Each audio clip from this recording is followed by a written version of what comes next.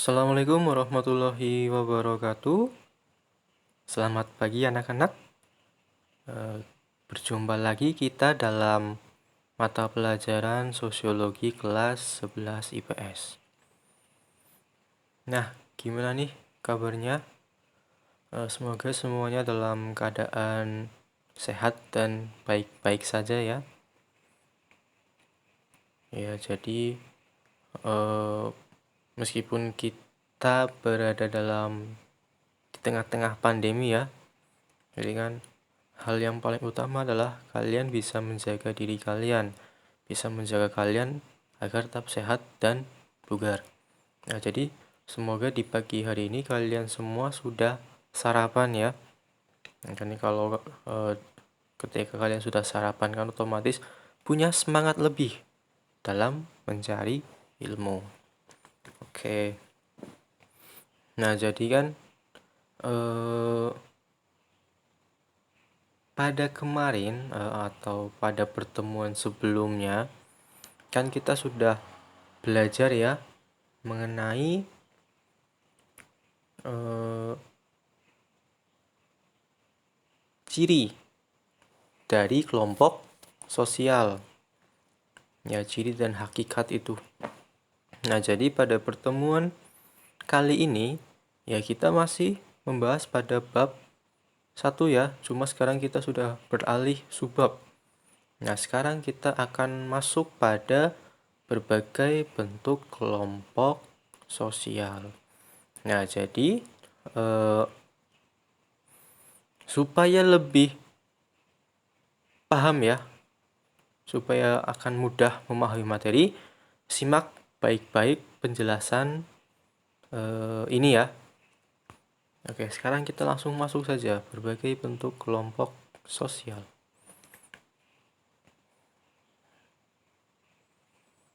Nah, jadi berbagai bentuk kelompok sosial. Nah, jadi kan ini berkaitan kelompok-kelompok sosial atau berbagai kelompok sosial yang ada di sekitar kita. Nah, jadi nanti kalian akan belajar mengenai apa saja ya kelompok-kelompok yang ada di sekitar kalian. Nah, jadi kan kelompok sosial itu kan ada banyak sekali. Ya, mungkin ketika kalian di jalan ya, terus terjadi sebuah peristiwa kecelakaan. Nah, kemudian ada banyak sekali orang yang berkerumun untuk melihat kecelakaan itu. Nah, jadi orang yang berkerumun itu juga merupakan bentuk dari kelompok sosial. Nah, jadi itu bentuk kelompok sosial apa? Ya, jadi nanti kita akan membahasnya lebih lanjut dalam materi ini. Oke, nah kita langsung masuk saja ya pada klasifikasi kelompok sosial menurut Suryono Sukanto. Nah, jadi ini Suryono Sukanto memberikan pengelompokan ya terhadap suatu kelompok sosial.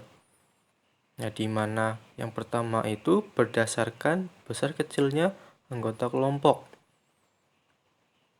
Nah, jadi kan jumlah anggota kelompok, jumlah anggota dalam suatu kelompok itu akan mempengaruhi kelompok serta pola interaksi sosial yang terjadi dalam kelompok tersebut. Nah, contoh saja kan semakin banyak anggotanya, otomatis pola interaksinya juga akan semakin beragam. Nah, tapi kalau anggotanya sedikit ya otomatis pola interaksinya juga hanya itu saja, tapi juga ada sisi positifnya. Karena jumlahnya sedikit, maka intensitas interaksi antar anggotanya akan semakin bagus daripada yang berjumlah banyak. Nah, kemudian berdasarkan derajat interaksi dalam kelompok, intensitas interaksi dan komunikasi yang terjalin pada suatu kelompok. Nah, jadi maksudnya ini adalah intensitas atau seberapa sering sih seorang itu atau anggota kelompok itu saling berinteraksi. Nah, itu. Nah, jadi kan ada yang intensif, maka hubungannya akan semakin harmonis. Sedangkan kalau jarang terjadi interaksi, ya hubungannya mungkin biasa saja. Hubungan dalam kelompok ya. bukan hubungan lainnya. Nah, kemudian berdasarkan kepentingan dan wilayah, yaitu masyarakat setempat atau community dibentuk berdasarkan wilayah. Asosiasi sebuah kelompok yang dibentuk untuk memenuhi kepentingan tertentu. Nah, ini berarti berdasarkan wilayah ya atau teritorial tertentu. Nah, contoh saja ada sebuah rukun tetangga, kemudian rukun warga, kemudian ada desa, dan lain sebagainya. Nah, kemudian yang keempat, berdasarkan kelangsungan kepentingan. Adanya kepentingan bersama merupakan salah satu faktor yang menyebabkan terbentuknya sebuah kelompok sosial. Nah, jadi ini adalah kelompok sosial yang terbentuk berdasarkan kepentingan tertentu. Ya, bisa saja karena adanya kesamaan ideologi itu kan, kemudian kesamaan minat dan bakat, kesamaan hobi. Nah, berawal dari kesamaan itulah maka terbentuknya suatu kelompok sosial. Kemudian yang 5, berdasarkan derajat organisasi. Terdiri atas kelompok sosial yang terorganisasi dengan rapi. Ya, berarti ini maksudnya adalah kelompok yang memiliki struktur sosial yang jelas. Ya, seperti adanya ketua, adanya wakil, kemudian ada anggota. Nah, itu. Nah, jadi ini adalah kelima klasifikasi kelompok sosial menurut Suryono Sukanto. Oke, kita lanjut. Nah, tapi secara umum kelompok sosial itu dibagi menjadi banyak ya berdasarkan klasifikasinya. Nah, jadi ada 8 klasifikasi suatu kelompok sosial, di mana yang pertama adalah cara terbentuknya kelompok tadi. Nah, cara terbentuknya juga dibagi menjadi 2, ada nyata dan semu. Nyata itu kan terjadi karena direncanakan. Nah, sedangkan semu kelompok sosial yang terbentuk secara tiba-tiba atau spontanitas. Nah, jadi kan tidak direncanakan ya. Nah, klasifikasi yang kedua berdasarkan hubungan sosial, di mana itu dibagi menjadi kelompok primer dan juga kelompok sekunder. Di mana ini pertama kali dicetuskan oleh Charles Horton Cooley. Kemudian klasifikasi yang ketiga berdasarkan ikatan sosial, di mana ikatan sosial ini dibagi menjadi 2, ada Gemeinschaft atau paguyuban dan Gesellschaft atau patembayan. Nah, ini dicetuskan oleh Ferdinand Tunis. Nah, yang keempat ada berdasarkan pembagian kerja. Ada solidaritas mekanik dan solidaritas organik. Ya, mungkin ini sudah tidak asing ya, karena dulu kan kalian sudah mempelajarinya pada saat kelas 10. Ya, tokoh sosiologi dan pemikirannya. Di mana solidaritas mekanik organik ini adalah hasil pemikiran dari Emil Durkheim. Nah, jadi kita akan sedikit mengingat kembali ya materi-materi yang sudah kalian pelajari pada kelas 10 lalu. Kemudian yang kelima, berdasarkan identitas diri. Ya, ada in-group dan out-group. In-group berarti kelompok kita, kelompok kami. Sedangkan out-group, kelompok mereka. Nah, ini hasil pemikiran dari William Graham Sumner. Nah, yang keenam, berdasarkan sistem hubungan. Ada formal dan juga informal. Nah, formal berarti itu kelompok sosial yang resmi. Secara informal itu tidak resmi. Nah, yang ketujuh, berdasarkan besar kecilnya kelompok, yaitu dibagi menjadi 3. Ada monad, dyad, dan juga triad. Monad itu berarti terdiri dari 2 orang. Sedangkan dyad itu 3 orang. Nah, sedangkan triad itu lebih dari 3. Nah, jadi ini hasil pemikiran dari George Simmel. Dan yang ke-8, klasifikasi yang ke-8 itu berdasarkan acuan bersikap. Ada membership group dan juga referensi group. Nah, jadi ini hasil pemikiran dari Robert King Merton. Nah, jadi pada pada video materi ini kita hanya akan membahas pada cara terbentuk kelompok sosial yang pertama, yaitu kelompok nyata dan kelompok semu. Oke, silakan perhatikan baik-baik ya. Jadi kalau lebih baik lagi, silakan bisa kalian siapkan alat tulisnya. Jadi nanti bisa kalian catat juga. Oke, kita masuk pada klasifikasi yang pertama, kelompok nyata dan kelompok semu. Ya, kelompok sosial menurut cara terbentuknya. Oke, lanjut. Nah, jadi berdasarkan cara terbentuknya itu kan dibagi menjadi dua ya, sudah paham tadi, sudah saya sampaikan. Ada kelompok semu dan juga kelompok nyata. Nah, kelompok semu. Jadi kan itu kelompok semu adalah suatu kelompok sosial yang terbentuk secara tiba-tiba, secara spontanitas, tidak terduga dan tidak direncanakan. Nah, sedangkan kelompok nyata itu dibentuk karena sudah direncanakan terlebih dahulu. Otomatis karena sudah direncanakan ada struktur sosial struktur organisasi yang jelas, berbeda dengan kelompok semu. Nah, jadi kan kelompok semu juga biasanya kan bersifat sementara. Mungkin kalau kejadian sudah selesai maka akan bubar. Beda dengan kelompok nyata karena sudah direncanakan ya. Kalau membubarkan kelompok ini juga ada tata caranya, ada aturan-aturan tertentu. Oke, kita masuk pada kelompok semu ya. Nah, kelompok semu, kelompok yang terbentuk secara spontan, terjadi begitu saja. Nah, jadi kelompok ini adalah kelompok yang timbul di tengah kerumunan dan pergaulan hidup manusia, yang bersifat sementara, tidak memiliki ikatan dan tidak mempunyai kemungkinan membentuk atau terbentuknya suatu tradisi. Ya, jadi karena sifatnya yang sementara ya, jadi kan tidak memungkinkan tumbuhnya atau timbulnya tradisi yang ada pada kelompok tersebut. Nah, jadi dari kelompok semu ini ada ciri-cirinya. Nah, yang pertama, tidak direncanakan. Ya, karena terbentuk secara tiba-tiba. Nah, kemudian tidak terorganisir. Nah, jadi kan tidak ada struktur yang jelas. Ya, jadi kan tidak ada ketua, tidak ada anggota. Semua itu sama. Nah, kemudian tidak ada interaksi secara terus-menerus. Nah, jadi kan interaksinya itu hanya terjadi pada saat kerumunan itu saja. Atau pada saat mereka berkumpul pada satu tempat. Nah, setelah mereka berpisah, ya udah interaksinya juga udah berakhir.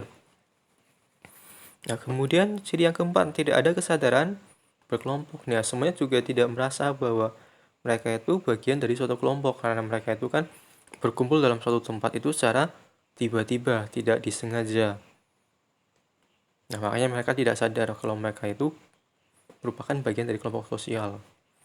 Nah, kemudian yang kelima, kehadirannya tidak konstan atau tidak menentu ya kan, karena tadi ya ciri yang pertama tidak direncanakan, otomatis kehadirannya juga tidak menentu. Kadang bisa bertemu lagi maupun juga tidak. Nah, itu dari ciri ya, ada 5 ciri dari kelompok semu. Nah, kemudian kelompok semu ini dibagi menjadi 3. Yang pertama ada kerumunan atau crowd. Yang kedua ada massa atau mass. Dan ketiga ada publik atau publik. Nah, kita masuk pada macam kelompok semu yang pertama, ada kerumunan atau crowd. Nah, jadi ini adalah pengertiannya ya, pengertian dari kerumunan. Nah, jadi kerumunan adalah kehadiran orang yang secara fisik. Nah, jadi kan secara fisik ya, tubuh mereka saling bertemu, berkumpul pada satu tempat. Kerumunan ini segera menghilang setelah orang-orangnya bubar. Lucu sekali bahasanya ini. Ya, jadi itu bisa dipahami ya. Jadi kan mereka berkumpul di suatu tempat, kemudian kemudian kelompok ini akan berakhir ketika orang-orangnya sudah meninggalkan tempat tadi, sudah bubar. Dan dengan demikian, kelompok ini merupakan kelompok sosial yang sifatnya sementara. Ya, jadi hanya terjadi pada saat tertentu saja. Pada saat orang-orang berkumpul di satu tempat itu, setelah orang-orang tadi bubar atau meninggalkan tempat itu, ya sudah. Berarti kerumunan itu sudah berakhir atau kelompok sosial ini sudah berakhir. Nah, kemudian kerumunan dapat dibedakan antara orang yang berguna bagi organisasi sosial masyarakat yang timbul dengan sendiri atau tanpa diduga sebelumnya, serta kerumunan yang dikendalikan oleh keinginan-keinginan pribadi. Maksudnya apa nih? Berarti dapat dibedakan menjadi dua ya.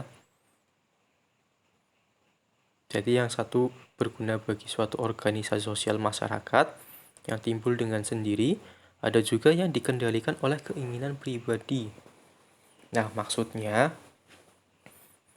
itu ada kerumunan yang terjadi dengan sendiri, tapi terjadi dengan alami. Ya kan, seperti adanya tadi yang saya sampaikan tadi, orang yang melihat kecelakaan. Itu juga bentuk dari kerumunan. Ya, kemudian ada kerumunan yang dikendalikan oleh keinginan pribadi. Nah, contohnya kalian punya rezeki itu kan. Kemudian kalian ingin membagikan sembako, membagikan zakat. Nah, kemudian orang-orang akan berkumpul pada satu tempat yang kalian tentukan. Nah, ini maksud dari kerumunan yang dikendalikan oleh keinginan pribadi. Nah, jadi kalian membagikan sembako, membagikan zakat itu kan nanti akan mengundang kerumunan. Oke, lanjut. Loh. Oke. Nah, jadi kerumunan sendiri itu juga dibagi ya dalam berbagai bentuk. Nah, jadi ada 8 bentuk dari kerumunan. Nah, jadi kerumunan yang pertama adalah formal audience atau pendengar formal. Nah, jadi maksud dari formal audience ini adalah di mana orang berkumpul dalam satu tempat itu memiliki satu pusat perhatian serta memiliki persamaan tujuan tapi sifatnya sangat pasif. Nah, jadi orang berkumpul dalam satu tempat itu tujuannya mendengarkan serta melihat. Nah, jadi mereka itu tidak ada kegiatan lain selain melihat dan mendengar tadi. Nah, contohnya saja kan, orang menonton konser. Nah, orang nonton konser itu apa sih? Ya kan orang cuma ingin menyaksikan idolanya dan mendengarkan idolanya bernyanyi. Kemudian orang-orang mendengarkan khutbah. Nah, orang lagi mendengarkan khutbah kan otomatis mereka akan diam, fokus mendengarkan kajian yang dibacakan oleh khotib. Nah, itu. Nah, jadi kan formal audience kan fokus tujuan dan fokus perhatian sama dan bersifat pasif, hanya melihat dan mendengarkan. Nah, itu ya, itu maksud dari formal audience. Nah, kita lanjut bentuk yang kedua, yaitu ada plain expressive group. Plain expressive group. Nah, jadi ini agak sama ya dengan formal audience tadi. Nah, tapi ada bedanya ya, di mana kerumunan ini tidak begitu mementingkan pusat perhatian tetapi mempunyai persamaan tujuan serta kepuasan yang dihasilkan. Nah, jadi tujuan dari kerumunan ini adalah untuk mencapai atau mendapatkan kepuasan diri. Ya, jadi orang agar puas ya, contoh saja ketika orang jenuh bekerja, ya kan, Senin sampai Sabtu ya, itu kan kerja terus, atau kalian Senin sampai Sabtu belajar terus ya sampai kepalanya panas, jidatnya merah gitu kan, saking otaknya berpikir keras. Nah, kemudian kalian memutuskan ingin berekreasi. Tujuannya apa? Untuk menenangkan diri, untuk refreshing ya kan. Otak kalian sudah bau sangit gitu kan, ya pengen refreshing lah biar otaknya wangi lagi. Ya kemana? Ke naik gunung, ke pantai, atau kemana saja. Nah, itu maksud dari plan expressive group. Nah, jadi kan ketika kalian bertamasya nanti kan akan bertemu dengan orang-orang lain di mana nanti kan akan berkumpul pada tempat itu. Ya contoh saja kan di pantai, kan nanti akan ramai kan, banyak sekali orang berkerumun. Di gunung juga sama, di tempat wisata lain juga sama, nanti akan berkerumun. Tujuannya apa? Untuk mendapatkan kepuasan. Nah itu maksud dari plan expressive group. Oke, lanjut yang ketiga. Ada inconvenient causal crowd. Nah, jadi inconvenient causal crowd ini itu adalah kerumunan yang sifatnya terlalu sementara, di mana orang-orang yang berkerumun tadi itu ingin menggunakan fasilitas-fasilitas yang sama yang ada pada di suatu tempat. Nah, inconvenient berarti kan ingin memanfaatkan fasilitas-fasilitas. Nah, contohnya orang ngantri tiket. Ya, tiket mah apa aja ya. Bisa tiket bioskop, bisa tiket kereta api, ataupun tiket yang lain-lainnya. Itu. Kemudian contoh lain juga orang menunggu di halte bus, halte bus gitu kan. Ngantri sembako seperti yang saya sampaikan tadi. Kemudian ngantri di toilet dan lain sebagainya. Dan mungkin kalian juga ketika di sekolah juga begitu kan? Ya ketika jam istirahat, itu kan lapar nih, kantin yuk, ayo, wah, kantinnya kecil, ngantrinya rame. Nah itu berarti ketika kalian ngantri di kantin juga itu dinamakan sebagai inconvenient causal crowd, dimana itu kerumunan yang sangat sementara. Nah kan paling ngantri di kantin berapa menit toh, paling lama-lama juga 5 menit, habis itu kan udah bisa mendapatkan jajan yang kalian inginkan dan bisa kembali lagi ke kelas. Nah itu maksud dari inconvenient causal crowd. Nah lanjut, ini berarti yang keempat. Ya, ada panic causal crowd. Ya, panik. Udah tahu maksudnya panic causal crowd. Nah, jadi di mana ini adalah kerumunan orang-orang dalam keadaan panik yang sedang berusaha menyelamatkan diri dari suatu bahaya.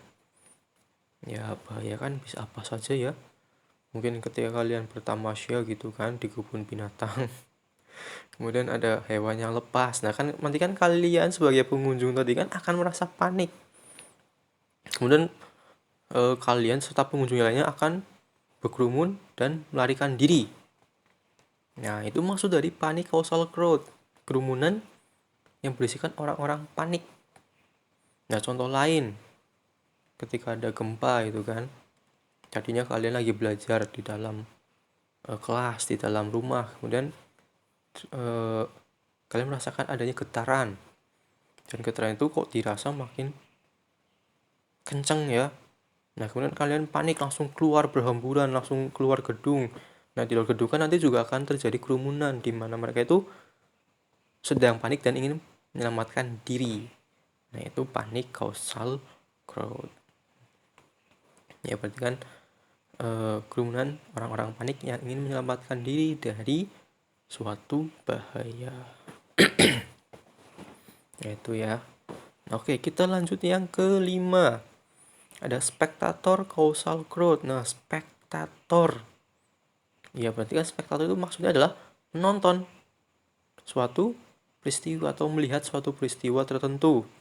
Nah, jadi ini hampir sama ya dengan yang pertama tadi. Apa yang pertama tadi?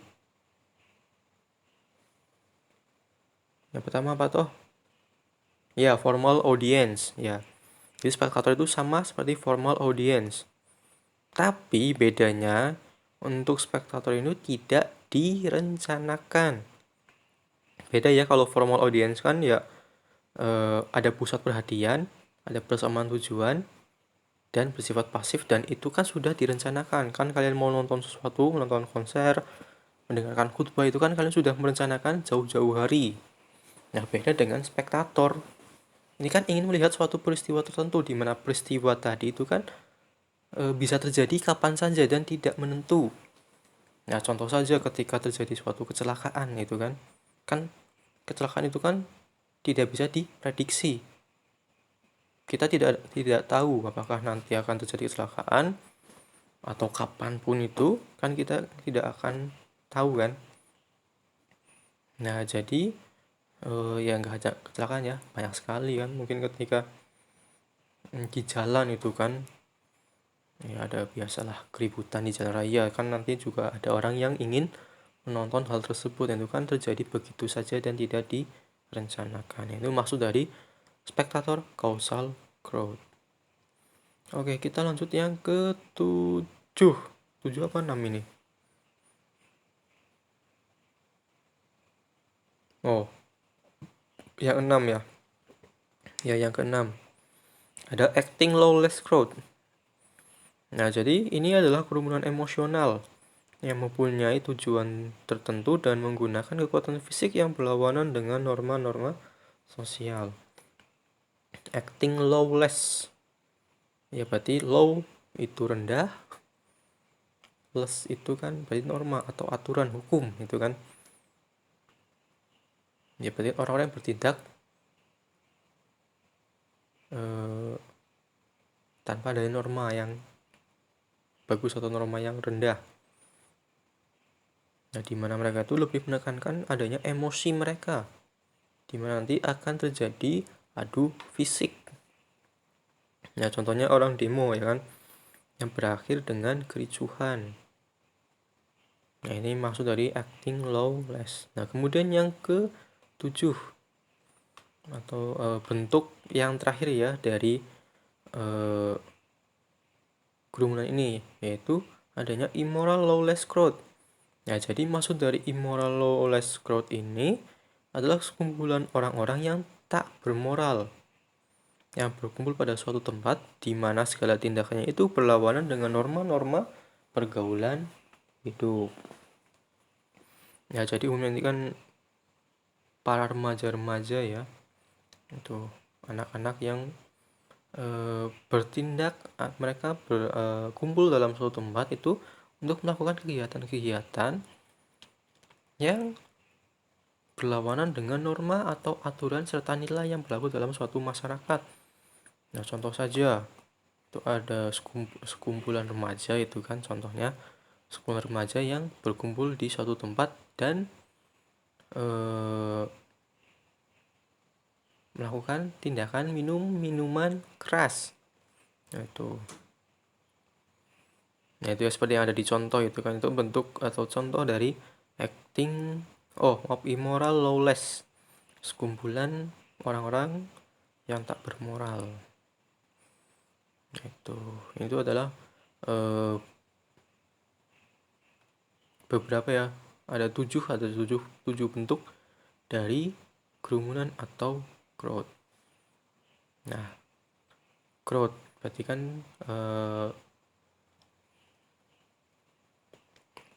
perkumpulan orang yang bersifat sementara.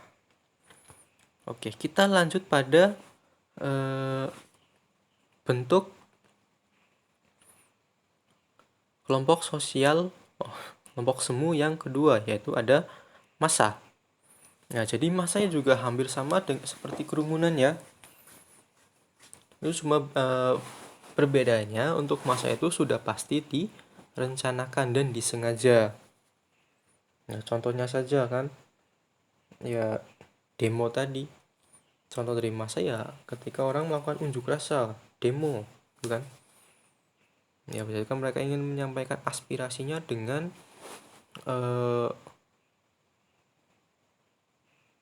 membentuk suatu kelompok di mana mereka akan terjun ke jalan raya atau langsung menuju sebuah gedung.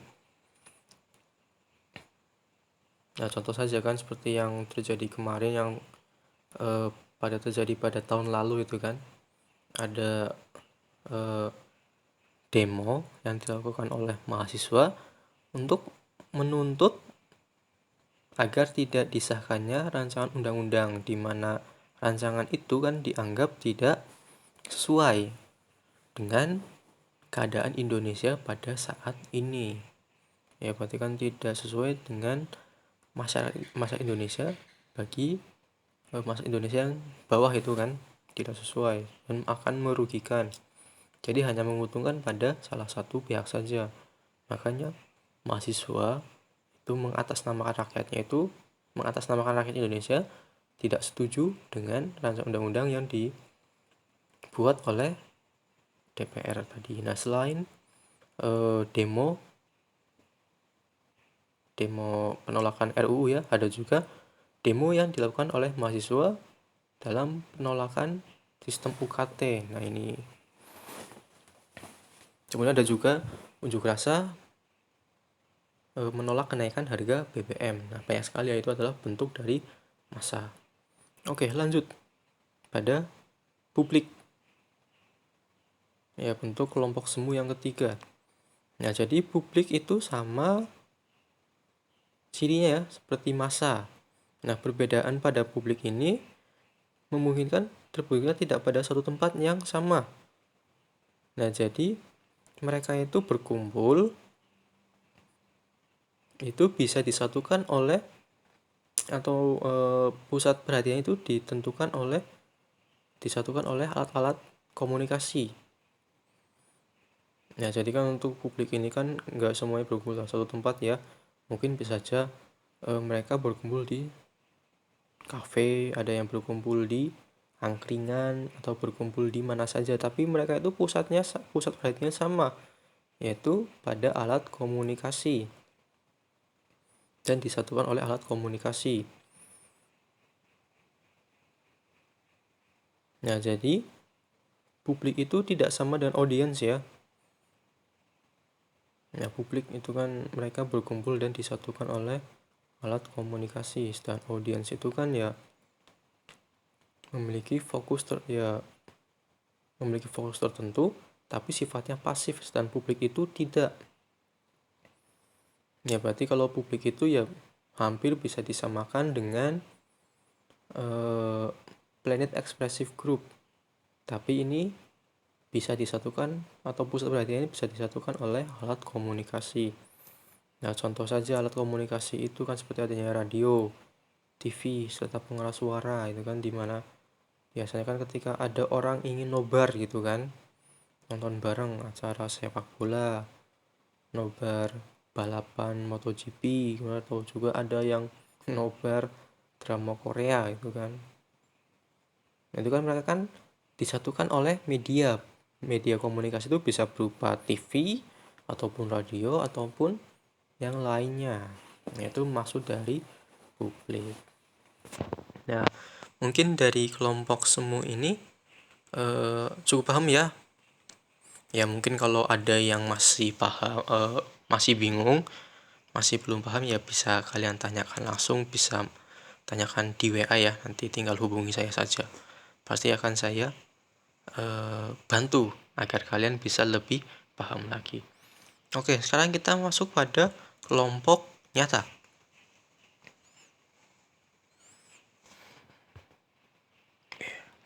Nah, kelompok nyata.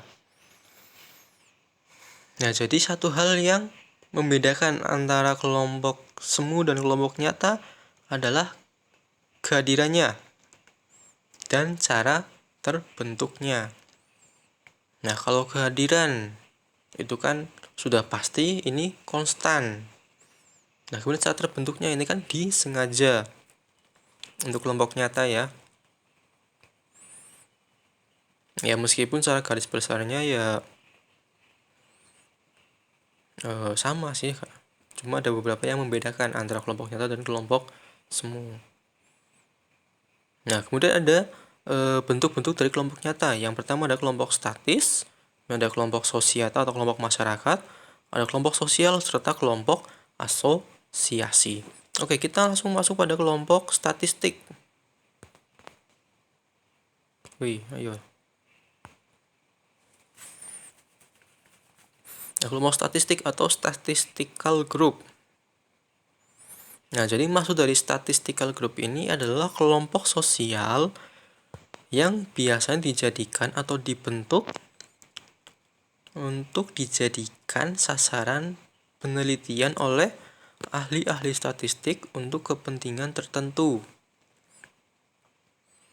Nah, contoh saja kan, mungkin ketika kalian nanti kuliah ya kan, ingin menyelesaikan skripsi. Nah, otomatis kan skripsi nanti kan akan dilakukan suatu penelitian. Mungkin nanti kalian contoh saja, mungkin kalian nanti akan melihat aktivitas kelas, aktivitas siswa-siswa di kelas ya kan. Nah, jadi kan agar mendapatkan data, otomatis kan nanti kalian akan membentuk suatu pertemuan dalam kelas ya. Jadi mana pertemuan tadi kan itu untuk tujuan kalian, untuk proses penelitian kalian agar sukses. Nah, itu maksud dari kelompok statistical group. Tujuannya itu untuk penelitian tertentu. Nah, kemudian ada ciri-ciri dari kelompok statistik ini. Yang pertama, tidak direncanakan. Tapi bukan berarti sangat mendadak, melainkan sudah dibentuk dengan sendirinya. Nah, contohnya kan kelas tadi kan sudah ada terlebih dahulu. Kalian tinggal masuk, melakukan penelitian. Nah, contoh saja kan sudah ada kelas 11 IPS 1, 11 IPS 2, sampai 11 IPS 4. Nah, kan itu sudah ada, sudah terbentuk. Cuma dalam pelaksananya itu tidak direncanakan. Kalian mau masuk yang kelas mana nanti. Itu kan sesuai dengan kebutuhan kalian. Nah, kemudian tidak ada interaksi terus-menerus. Jadi kan interaksinya terjadi ketika kalian melakukan penelitian itu saja, atau penelitian itu sedang dilangsungkan. Nah, ketika penelitian sudah selesai, ya otomatis interaksi ya kembali seperti semula. Nah, kemudian tidak ada kesadaran berkelompok. Ya, jadi mereka itu ya contoh saja, kamu meneliti 11 IPS akhwat. Nah, kan mereka hanya sadar bahwa mereka adalah kelompok IPS akhwat, tapi mereka tidak sadar bahwa sebagai kelompok statistik. Itu karena kan itu kelompok statistik itu kan mereka disebut kelompok statistik hanya terjadi ketika penelitian itu berlangsung. Ketika penelitian sudah selesai, ya otomatis kelompok statistik itu akan dibubarkan. Jadi kehadirannya konstan. Nah, kehadirannya konstan ya karena sudah ada terlebih dahulu. Kemudian tidak terorganisir, semuanya kan sama. Nah, ini maksud dari kelompok statistical group. Nah, kemudian kita lanjut pada societal group atau kelompok kemasyarakatan. Ya, jadi societal group ini adalah kelompok sosial yang memiliki kesadaran akan kesamaan jenis, seperti jenis kelamin, warna kulit, kesatuan tempat tinggal, tapi mereka itu belum ada kontak serta komunikasi di antar anggotanya dan tidak terlihat dalam organisasi. Nah, contoh saja kan, kesamaan jenis. Ya, kita ambil pada kesatuan tempat tinggal. Nah, itu kesatuan tempat tinggal. Nah, contohnya kan dalam di komplek perumahan itu kan. Nah, contohnya adalah komplek perumahan. Nah, meskipun mereka hidup dalam satu komplek perumahan yang sama, tapi kan belum tentu antar masyarakat, antar warganya itu saling berinteraksi. Ya, mungkin kompleknya cukup luas. Otomatis ya warga-warga kan paling berkomunikasi hanya yang dekat-dekat saja. Nah, itu masuk dari societal group. Nah, biasanya kan mereka juga berinteraksi di saat-saat tertentu saja kan. Contohnya ibu-ibu komplek tadi kan, itu membentuk suatu arisan. Kemudian berkumpul ketika sedang membeli sayur. Nah, mungkin kalau kalian yang biasa membeli sayur di pagi hari ya, tadi mamang-mamang pasti tahu lah. Itu masuk dari kelompok societal. Dengan kesamaan jenis kelamin, kulit, serta kesatuan tempat tinggal. Oke, kita lanjut yang ketiga. Ada kelompok sosial atau social group. Nah, jadi kelompok sosial ini bisa diartikan dengan masyarakat dalam arti khusus. Nah, jadi kelompok sosial yang terbentuk karena adanya unsur yang sama seperti tempat tinggal, pekerjaan, kedudukan, atau kegemaran yang sama. Nah, kemudian kelompok sosial memiliki anggota-anggota yang berinteraksi dan komunikasi secara terus-menerus. Nah, contohnya kan unsur yang sama seperti tempat tinggal. Ya berarti ya seperti kalian di sini itu kan. kan kalian sekolah di IF kan berasal dari berbagai daerah. Ya, ada yang berasal dari Magelang sendiri ada, kemudian dari Jogja ada, kemudian dari Jawa Barat ada, kemudian yang bahkan di luar Jawa pun ada. Ya, mungkin ada yang dari Lampung. Nah, kemudian yang dari Lampung itu membentuk konsulat ya. Nah, itu. Jadi kan nanti yang dari Lampung itu akan membentuk suatu kelompok berdasarkan tempat tinggal, di mana nanti kan kalian akan saling berinteraksi. Bagaimana perkembangan kalian selama di IF ini. Nah, kemudian pekerjaan. Nah, contoh saja pekerjaan guru. Kan ada kelompok sosialnya dinamakan sebagai PGRI. Itu kan. Kemudian yang ada juga ikatan guru swasta. Ada lagi dan lain sebagainya. Kemudian ada kegemaran yang sama ya, seperti minat dan hobi itu kan. Ya mungkin ada kalian yang tergabung dalam pecinta kucing gitu kan, atau ada yang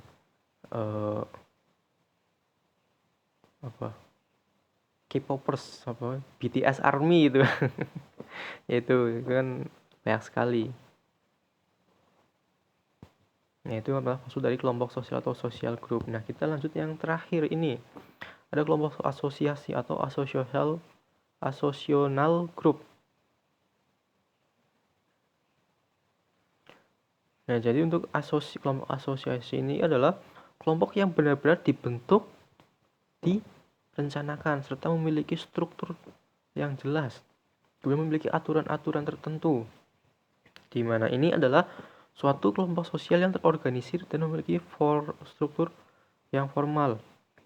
Nah, jadi bisa dikatakan ini adalah kelompok yang resmi. Nah, ciri-ciri dari kelompok asosiasi ini. Yang pertama itu adalah dibentuk dengan direncanakan. Ya, berarti kan terbentuk karena ada tujuan tertentu. Nah, contoh seperti adanya PGRI, Persatuan Guru Republik Indonesia. Nah, kan PGRI itu dibentukkan karena ada tujuan tertentu yang ingin dicapai oleh guru-guru Republik Indonesia. Kemudian terorganisir, berarti kan ada struktur yang jelas, seperti adanya ketua, adanya bendahara, ada sekretaris, ada ketua bidang lainnya, serta ada anggotanya. Nah, kemudian ada interaksi secara terus-menerus atau interaksi yang intens. Nah, jadi kan antar anggota itu pasti saling berinteraksi. Kemudian ada kesadaran pada diri kelompok, antar anggota pada diri kelompok. Nah, jadi kan anggota yang tergabung pada kelompok tersebut itu sadar bahwa dirinya adalah bagian dari kelompok itu. Nah, kemudian kehadirannya konstan. Nah, jadi kan pada saat-saat tertentu mereka akan melakukan suatu pertemuan. Ya, mungkin pertemuan itu bisa dilakukan beberapa hari sekali, atau berapa minggu sekali, atau juga berapa bulan sekali. Tapi kan itu kan konstan, jadi kan sudah direncanakan. Ya, contoh dari asosiasi seperti ada ya PGRI, kemudian ID, Ikatan Dokter Indonesia, kemudian ada PSSI, Persatuan Sepak Bola Indonesia, dan lain sebagainya. Nah, mungkin itu saja ya materi yang bisa saya sampaikan. Ya, mungkin bagi kalian yang belum cukup paham ya, atau ada beberapa yang masih abu-abu, bisa langsung tanyakan saja ya. Ya, kontak kan sudah tahu kan. Nanti tinggal WA, Pak, saya kok masih bingung pada bagian ini ya. Nanti insya Allah akan saya sampaikan agar kalian bisa paham. Nah, jadi kalau belum paham ya jangan malu untuk bertanya. Ya, justru malu itu ketika kalian tidak paham tapi memendamnya dalam diri. Nah, kan sampai kapanpun juga nanti ya tidak akan paham ya. Kalau belum paham, tanyakan saja. Pasti insya Allah saya jawab, akan saya bantu. Nah, mungkin itu saja ya materi yang bisa saya sampaikan. Semoga apa yang kalian pelajari hari ini bisa bermanfaat dan bisa menambah wawasan pengetahuan kalian ya. Mungkin itu saja, kita sambung materi pada video selanjutnya. Ya, berarti masih banyak ya. Masih kurang berapa? 7 klasifikasi kelompok sosial. Ya, jadi minggu depan mungkin hampir 1 jam videonya. Gak apa-apa lah. Tetap semangat ya. Yaudah, saya akhiri. Wassalamualaikum warahmatullahi wabarakatuh. Ciao.